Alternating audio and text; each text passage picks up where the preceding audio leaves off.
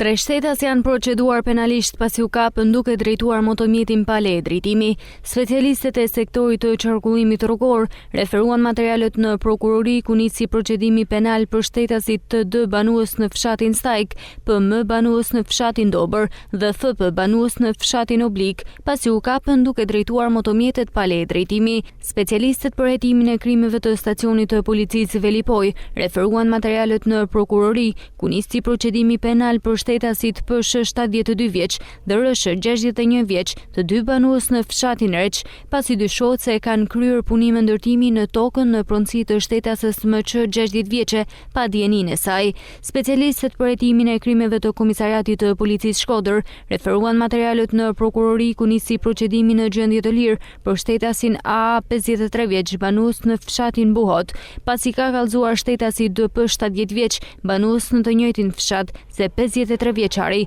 nuk e lejon të kalojë në pronën e tij me pretendimin se rruga ku kalon është në pronën e tij. Materialet procedurale ju referuan prokurorisë pranë gjykatës së shkallës së parë të jurisdiksionit të përgjithshëm Shkodër për veprime të mëtejshme.